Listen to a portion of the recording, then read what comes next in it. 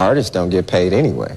There's maybe 10 or 12 of them that have semi-decent deals, and the rest of them are, you know. Like Mariah Carey just had this big $20 million. That's like a huge deal, right? So you feeling that?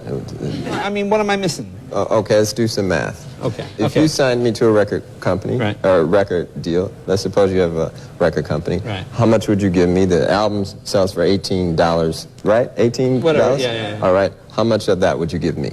Half? Half? Half sound good? Yeah. All right, check this out.